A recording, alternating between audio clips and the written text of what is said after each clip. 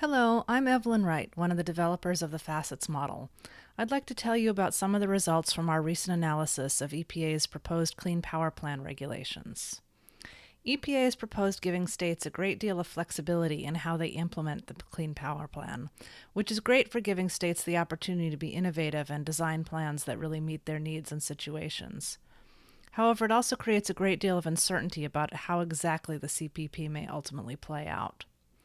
One of the strengths of the FACETS model is the ability to run and extract insights from many different scenarios, and that's what I'll show you today. In FACETS, we analyzed 40 different Clean Power Plan scenarios, varying 3 key components of the policy design and 2 uncertainties about the state of the world in which the CPP will be implemented. The design variables are whether states stick with their original rate budgets or convert them to a mass equivalent, whether states comply individually or enter into multi-state plans, which we'll call trade, and whether new gas generation is included in compliance budgets or not. In terms of the state of the world, we looked at gas resource and price, and the question of whether states will be able to achieve the energy efficiency EPA has budgeted. We made simple, starkly different assumptions on each of these 5 dimensions. And although FACETS can model different implementation choices by different states, to keep things simple, we applied the same assumptions to all states at the same time. So combining these dimensions along with 2 business-as-usual no-policy cases based on worlds with reference and low-shale gas resources, we have 42 scenarios. The highlights from our results are, first, that these design dimensions matter. Different versions of the Clean Power Plan have very different implications for electricity generation mix, new capacity builds, and emissions. And the 3 design dimensions must be analyzed together. The effect of adding interstate trade, for example, varies depending on whether states are using a rate or mass basis, and whether new gas units are being included in the CPP budgets or not. So really we have 10 quite different policies here, or as we'll call them, designs. These design differences are most important and most visible at the state level. The great diversity in state rate targets means that quite different incentives are set up for different states by the different policy designs. This is especially true for the treatment and siting of new gas plants. Some designs pose a significant risk of emissions leakage, emissions just shifting from one source or one state to another rather than being reduced. We suggest EPA take a close look at these risks and consider restricting some policy design choices or requiring mechanisms in state plans to reduce these risks. And finally, energy efficiency achievement reduces the spread of outcomes across different policy designs, as well as reducing the risk from high gas prices. Before diving into these results, I'll give you a quick introduction to the FACETS model, and then tell you a little more about each of the scenario dimensions and how we modeled them. For viewers with some familiarity with FACETS and with the Clean Power Plan variants, you may want to skip ahead to minute 8, where I'll give you the map to the scenario names and then start describing the results. At the end of the video, I'll tell you how you can explore some of the results for yourself online, as well as learn more about the model and the analysis. Let me start by telling you just a little bit about the FACETS model. FACETS is a highly detailed model of the U.S. energy system designed to analyze state and federal energy and environmental policies. We model electricity generation at the unit level, tracking the dispatch, fuel consumption, and emissions of each unit. Each unit is tagged by state and county, so we can model the Clean Power Plan state budgets and other state-level policies. And units are also tagged by geocoordinates, so that we can view results on a map. Coal units have detailed emissions modeling and retrofit options to comply with mercury and other air emissions rules, and we can evaluate retrofit or retire decisions in the context of the many policies affecting the power sector. New units of many different types can be built as new capacity is needed. Geography and infrastructure are explicit in FACETS because the relationships between where supplies exist and where demands take place are all important for costs. So electricity generation takes place in regions that represent key transmission bottlenecks, and we can visualize, as in this map here, the generation in each region, and the flow of electricity between regions. We can also model options to build out additional transmission infrastructure. The power sector is supplied by coal, natural gas, biomass, and other fuels, along with available renewable resources, each described by regional potential and costs as appropriate. So, for example, the model contains over 80 different coal types, each available to be transported to power plants at different transportation costs. In principle, the demand side of the energy system can be represented in similar detail, with dozens of new and existing furnaces, cars, refrigerators, light bulbs, and other devices to meet our demands for energy services. But in this analysis, to keep the focus on the electricity system, we've driven the power sector with annual energy outlook electricity loads at the census division level. In either mode, the model solves to find the least cost way to satisfy all demands while respecting any policies the user wants to impose, such as the Clean Power Plan, unit-level mercury emissions rates, and any other constraints. The data for the model comes from the Environmental Protection Agency, the Department of Energy, and other high-quality public sources. More information about the model and its data can be found on our website, facets-model.com. So now let's turn to the analysis itself. There are a number of uncertainties surrounding how the Clean Power Plan will play out when implemented. I'm going to divide these uncertainties into two categories. First, what I'm going to call design uncertainties, which are uncertainties about how the policy will be implemented by EPA and the states. In the draft rule, EPA has given the states two major dimensions of flexibility. First, to stick with their original rate budget or to convert to a mass budget. And second, to comply individually or join into multi-state compliance plans and engage in implicit or explicit trade and compliance credits. Finally, EPA has also asked for comment on whether new gas units, particularly new combined cycle units, should be included in compliance budgets. The second category of uncertainty is what I'll call state-of-the-world uncertainties. These are uncertainties about what will turn out to be true in the world as we go forward in time. We could model many uncertainties about the state of the world, but here we've just chosen two. We'll look at gas supplies and price. And here we're working with the AEO 2014 reference and low shale resource scenarios. So the low resource scenario has the higher prices. And the second state of the world uncertainty is whether states are able to achieve the energy efficiency targets that EPA has estimated.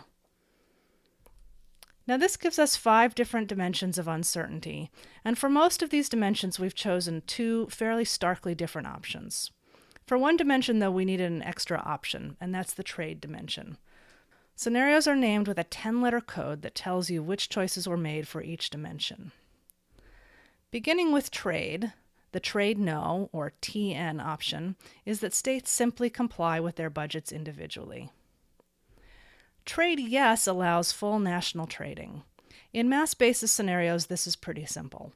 States pool their mass budgets to get a total cap in terms of tons of emissions, and allowances for those emissions can be traded across any sources in the trading region. In the rate basis scenarios, it's somewhat more complicated, and we've looked at 2 options. In the first, which I'll call rate-based trade and group under the trade yes scenarios, generation sources earn credits at their state's target rate, but they must surrender credits covering their generation at their actual emissions rate. So you subtract a source's emissions rate from its state target rate, and that tells you how many credits the source has extra to sell or is lacking and needs to purchase per megawatt hour of its generation. These credits are denominated in tons, so the simplest way to implement interstate trade would seem to be to allow these ton credits to be traded across state borders in much the same way as in mass basis trade. As you can see from the description, however, the same type of source would earn a different number of credits depending on what state it is located in. A gas plant, for example, might have an emissions rate below the state target in some states and earn extra credits that can be sold, whereas in another state, a very similar plant might be above the state target and need to purchase extra credits to cover its emissions. In the most extreme example, a new wind plant might earn 3 times as many credits if it's built in a high-rate state rather than a low-rate one. As we'll see, this form of trade can have a pretty distorting effect on interstate emissions and electricity trade and can lead to emissions leakage. To try to correct for this, we've implemented another type of trade in rate basis scenarios only, and that's rate averaged trade, which we'll call TV, where V stands for average.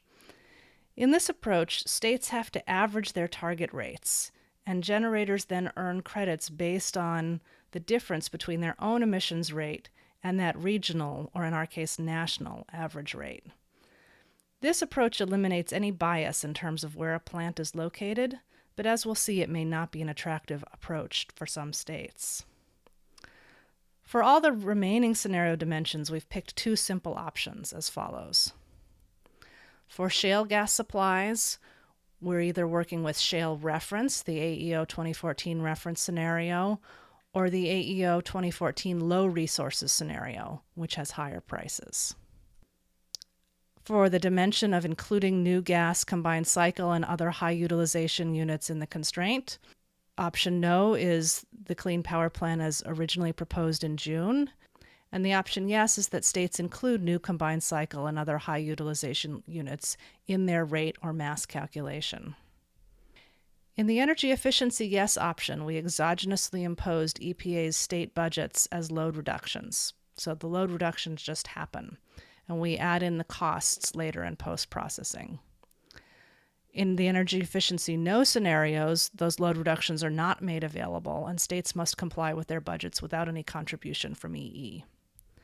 And finally, for basis, in the rate basis scenarios, we used EPA's June 2014 state rate budgets, and in the mass basis scenarios, we used the November 2014 illustrative state mass budgets. So let's take a look at some results in our online results viewer, VetaViz.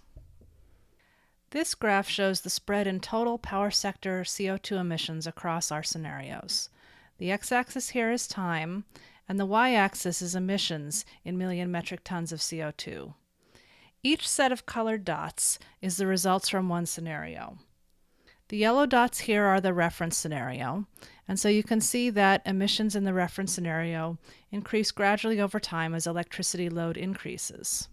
The greenish dots here are the low shale no policy scenario. This has higher emissions than the reference scenario until 2050, when high gas prices and competition from renewables lead to a slight decrease in emissions. The remaining dots are the 111D scenarios. You can see that they begin to deviate from the reference scenario as early as 2017. You can also see that there's a very wide spread of emissions across scenarios, with reductions from 2012 levels ranging 8 to 18% in 2022 and 6 to 20% in 2032. Furthermore, some scenarios show an increase in emissions over time, while in others, emissions continue to decrease over time. So we'd like to try to understand what factors produce these very different results in different scenarios. To do that, let's turn to another graph. This motion chart is a time animatable scatter plot where we can change what's on each axis and use coloring schemes to assess how our various scenario dimensions affect the model results. To begin, I'll set this up with coal generation on the x-axis and CO2 emissions on the y-axis. The graph begins in 2012, when all scenarios have the same results. But as we start to play the graph forward in time, you can see the scenarios diverge. These 2 scenarios up here are the reference and low shale no policy scenarios, and the remaining dots are the various CPP scenarios. So you can see that the scenarios start to spread out, and by the time we reach the early 2020s, some of the scenarios have started to increase in emissions, and some of them are moving backwards to the right, increasing their coal generation. So let me set this back to around 2030, and let's explore how the various scenario dimensions impact the results. Through these coloring options at the bottom of the color menu, the SEN-G or scenario group options, we can color the dots based on their scenario dimensions. Let's color first on basis, rate, or mass. So here, the rate basis scenarios are the yellow dots, the mass basis scenarios are the green dots, and the reference and low shale no policy cases are the blue dots. So you can see that the rate basis scenarios cover the spread from the highest emissions to the lowest emissions, and also from the lowest to the highest coal generation, from 3.45 quadrillion BTUs to more than 5 quadrillion BTUs, or more than a 30% spread across scenarios. If we try coloring next on whether new gas is included or not, we see a very similar pattern. The scenarios in which new gas is not included spread across the whole range of scenarios, and the ones in which new gas is included nearly as far. Let's try coloring next on trade. Here we see that the trade no and trade yes scenarios cover pretty much the full range of results, whereas the rate average trade scenarios, the TV scenarios, have clearly the lowest emissions, and we'll try to understand that shortly. Let's turn to our state of the world uncertainties. Coloring on gas resource, we see now a very clear pattern. The low shale scenarios, these dark blue ones, have greater coal generation than the reference shale ones, which makes sense, but they still cover the entire range of emissions. And finally, turning to energy efficiency accomplishment. Now we see a very clear pattern in both dimensions. The EES scenarios have more coal generation, but they cover a much tighter spread of emissions. And in all cases but one, we'll see that the EES scenarios have lower emissions than their EE-no counterparts. Only these EE-no scenarios down here have lower emissions than their EE-yes counterparts.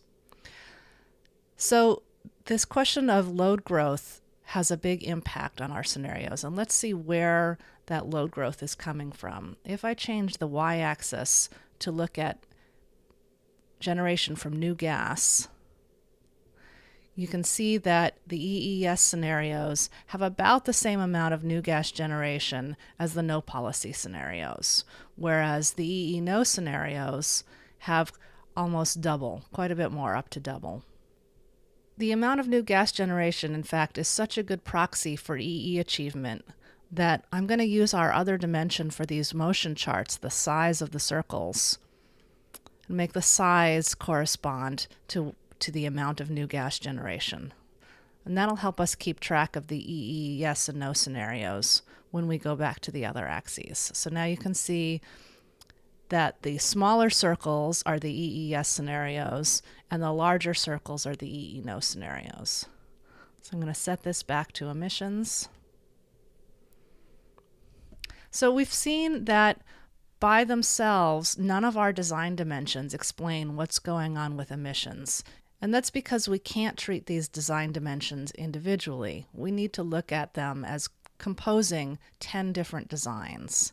And to look at that, we've got another Senji group that are colored on the designs. So we're coloring the scenarios now on TCB, trade, treatment of new combined cycle, and basis. So for example, these red scenarios here are the trade yes, new combined cycle yes, rate basis scenarios. These two larger circles are the EE no ones under reference and low shale conditions, and these are the EE yes ones under reference and low shale conditions. So you can see those scenarios, rate basis, new gas included, and trade yes, are among the highest emission scenarios. The other two highest emissions designs are the blue, trade no, new gas no, mass basis, and the yellow, trade yes, new gas no, mass basis. Again, these are the two EE no versions. The EE yes versions are down here with much lower emissions. If I hover over this, you can see the difference that EE makes in these scenarios to the emissions outcomes. So those are our three highest emissions designs. The two mass basis designs in which new gas is not included, and the trade yes rate basis design in which new gas is included. Our next highest emission scenarios are the green ones, These are the trade no versions of the red ones. So rate basis, new gas included, but no trade. So we can see in that instance that adding trade has increased emissions somewhat. The orange scenarios with very similar emissions are the trade yes rate basis with new gas not included. And their trade no counterpart is among the lower emission scenarios a little further down here. The other lower emission scenarios down here are the turquoise ones and the orange ones. These are the trade yes and trade no versions of the mass basis scenarios that do include new gas under the cap. And then finally we have the rate averaging trade scenarios. The very lowest emissions ones are the rate averaging trade with new gas not included in the cap, and the ones with new gas included in the cap are up near our other lower emission scenarios. So to summarize the emissions implications of the designs, we saw that the very highest emissions designs were three. The trade yes rate basis design that did include new gas in the budget, and both the trade yes and trade no versions of the mass cap that didn't include new gas. Moving down, the next lowest emissions were the trade no version of the high emissions rate basis new combined cycle yes, followed by the trade yes version of the rate basis that didn't include new gas. Then clumped together as lower emissions were the trade no version of that rate basis scenario, the rate average trade rate basis that did include new gas, and both the trade yes and trade no versions of the mass basis scenario that did include new gas in the cap. And finally, the very lowest emissions were the rate average trade rate basis, which did not include new gas. So we can see that trade has a different impact on emissions depending on the other design dimensions. In the mass basis designs, trade has very little impact on emissions. When we have state rate-based trade, that increases emissions substantially. And rate average trade decreases emissions compared to both the rate-based trade and the trade no versions of the same scenarios. So what's going on with trade and what causes it to have a bigger impact in the rate-based trade scenarios?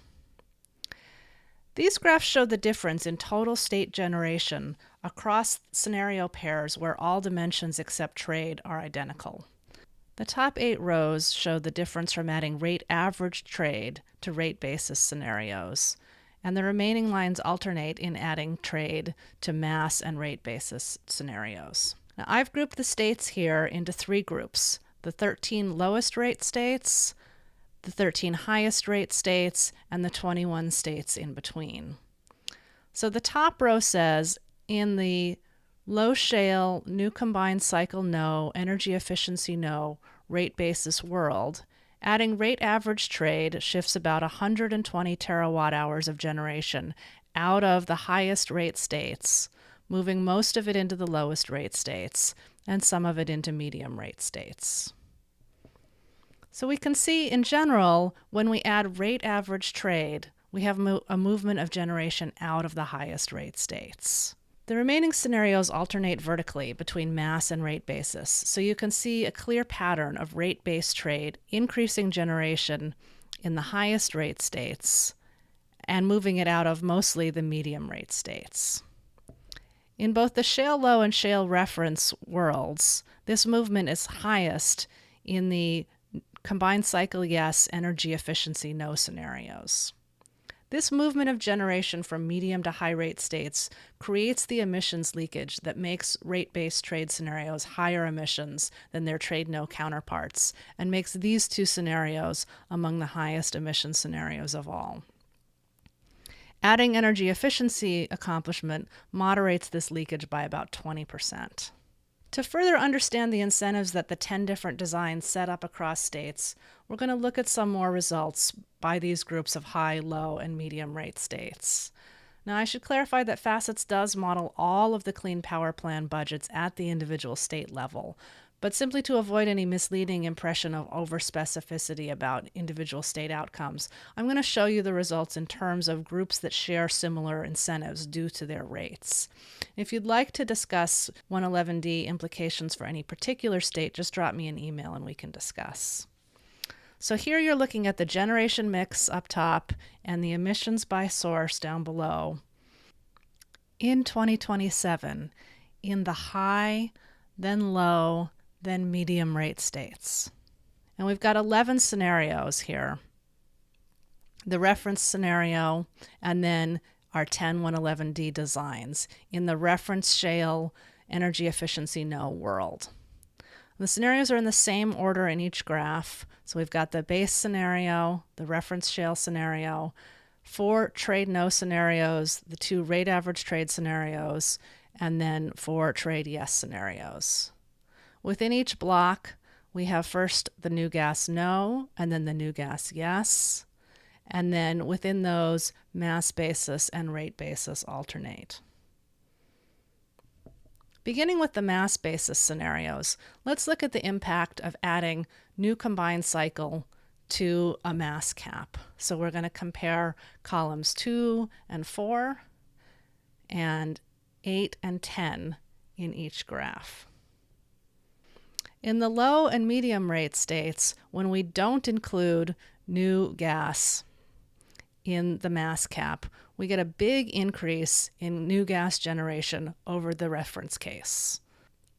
In this case, new gas is not included in the emissions cap, and so it can be increased, offsetting generation from existing gas, which is included in the cap.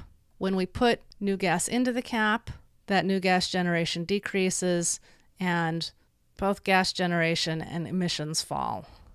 You can see this most dramatically in the case of the medium rate states, where total emissions decrease substantially when we add new gas into the cap. So in the medium rate states, the cap with new gas not included in both the trade no and trade yes scenarios are the highest emission scenarios for these states.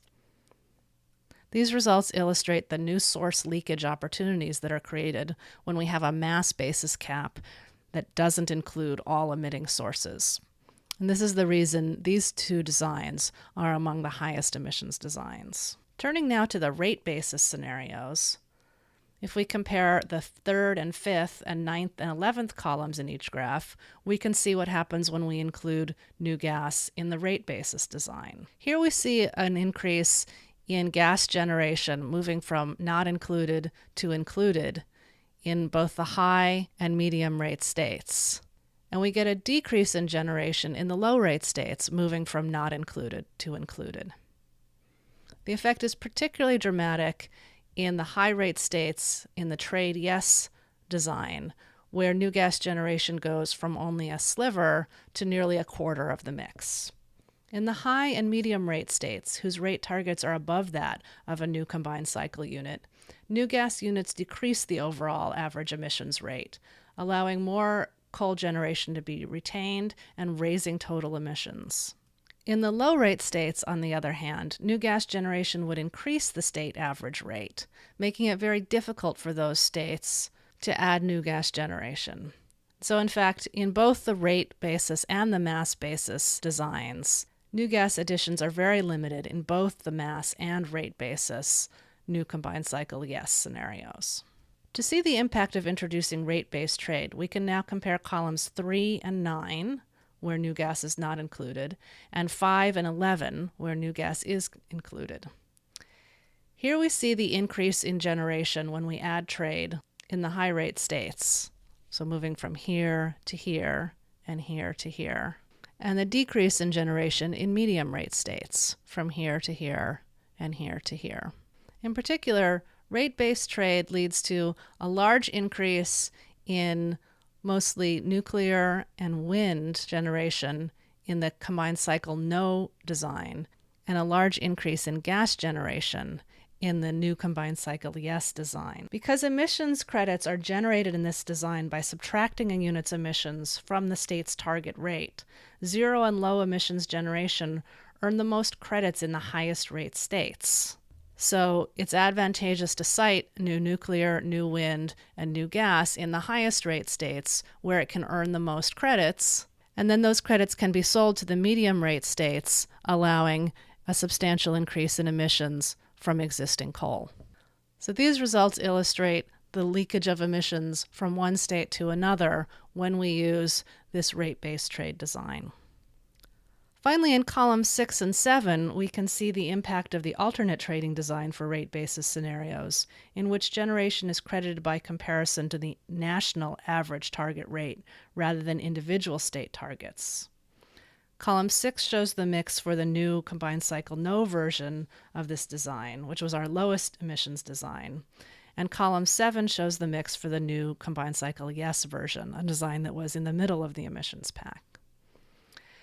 The impact of this design is most visible in the high-rate states, where it leads to the lowest coal generation and hence the lowest emissions of all designs.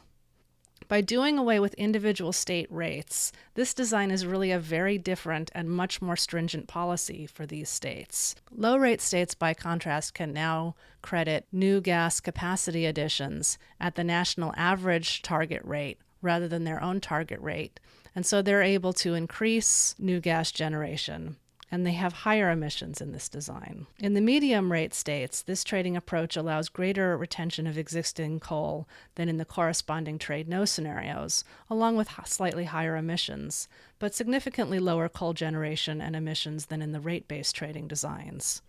We do see the rate diluting effect of including new natural gas in this design, as we did in the other rate basis designs, with higher emissions when new gas is included than when it is not. So this trading approach offers considerable advantages in reducing leakage over simple state rate-based trade. But because participating states must opt into any trading regime, it's not clear that the high-rate states would want to trade in their high-rate targets for a regional average target and give up those high-rate budgets. So to summarize the implications of our designs, what happens when states trade compliance credits with each other? It depends on whether you have a rate or mass basis, and it also depends on the type of rate trade. In mass basis scenarios, credit trade doesn't increase emissions. But in rate basis scenarios, when we create credits based on state rates, trade shifts generation and new low and zero emissions capacity into high rate states out of medium rate states. And this increases emissions, especially when new gas is included in the rate. Rate average trade decreases emissions, but it's really a much more stringent policy on a national basis, and particularly for the high rate states, so they may choose not to opt in. And to EPA's question, should new gas be included in the budget? Mass basis scenarios that don't include new gas can increase total emissions without limit. And this effect gets worse over time as new capacity is replacing old capacity. Rate basis scenarios treat states differently for new gas. In most states, including new gas dilutes the state average, allowing prolonged use of coal, and as we saw, trade exacerbates this effect. But 13 states have rates below that of a new gas combined cycle unit. For them, including new gas makes their goal more stringent and makes it very difficult for them to add new gas capacity. So these results suggest that failing to include new gas under mass budgets creates new source leakage. Mass budgets should be required to include all emitting sources. But including new gas under rate budgets increases incentives for generation movement and hence leakage and treats states differently. EPA should prohibit inclusion of new gas under rate budgets, or they should refigure state rates to include new generation from new gas over time, essentially treating new gas as another building block. And they should require trading states to average their rate targets or otherwise correct for leakage. Several suggestions for doing so have been made, including adjusting state rate-derived credit values when they are traded across state borders, applying the regional average rate to adjust incremental increases in state net exports, and various approaches to tracking and correcting for leakage directly. Now I want to wrap up by looking a bit more quickly at our two state-of-the-world uncertainties, gas price and energy efficiency achievement. And to do that, let's look at a scatter plot of policy cost versus emissions. This chart shows the change in total net present value power sector cost and cumulative emissions over the 2012 to 2035 period, both as a difference from the relevant shale no policy scenario. I've colored the scenarios here on the shale scenario, and you can see that the reference shale scenarios have somewhat lower costs overall than the low shale scenarios. And the low shale scenarios have greater cumulative emissions reductions. Now, as you'll remember from the beginning, the low shale no policy scenario had somewhat higher emissions than the reference no policy scenario. And so to achieve the same overall mass or rate targets, the low shale scenarios have to cut emissions from their no policy scenario more than the reference shale ones do.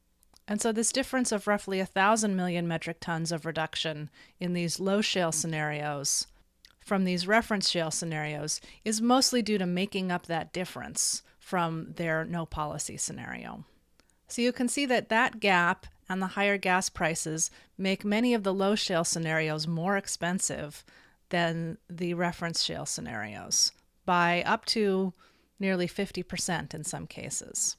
So for example, these two scenarios are the same other than shale dimension as these two. If I color by energy efficiency, we see what you may find a surprising result. That is that the energy efficiency no scenarios are less costly than the energy efficiency yes scenarios. Here we've included EPA's estimate of energy efficiency program plus participant costs into our system costs. Now, EPA said that they considered these costs a conservative upper estimate of costs, and many commentators have criticized these costs as being too high. And to see what impact this makes on results, we decided to also compute the cost using half of EPA's costs as the value. If I do that, you'll see that difference is enough to move the EES scenarios from being more expensive than the EE no scenarios to being less expensive than the no policy case. All of these differences are less than zero, meaning that they cost less than the corresponding no policy case. So the actual costs of energy efficiency achievement are going to make a big difference to how much this policy costs. The other thing to notice about energy efficiency achievement is that it reduces the risk from higher gas prices. So I'm now going to color on both dimensions at once. So we have reference shale and low shale EE no scenarios, and reference shale and low shale EES scenarios. And so you can see that this huge spread in costs from here to here has been mitigated in the EES case. Compare this scenario and this one, which are the EES versions of this one and this one. So energy efficiency has a role to play in reducing the spread of emissions outcomes across scenarios by reducing the load growth and the new gas builds that mediate much of the leakage that we've observed in some of the designs. And it also is a hedge against the risk of higher gas prices. Of course, we've only covered a small fraction of the results from this analysis. You can explore the results for yourself on our website, where you'll find the motion charts we looked at and an online portal that lets you view the generation and emissions results for all scenarios, as well as the differences across all scenario dimensions. You can also download our paper and a summary of our results at facets-model.com/111D. You can also find out more about the model, its structure, and its data. And we'd be happy to set up a webinar for your team focusing in on the issues you're most interested in. Just contact me at evelyn.l.wright@gmail.com and we'd be glad to follow up. For ourselves, we're continuing to look at more clean power plan scenarios, including ones with reduced renewables costs and ones in which different states make different choices in regards to basis and interstate trade. If you're interested in those results, we'd be glad to keep you posted. Again, just drop me an email. For now, thanks for tuning in.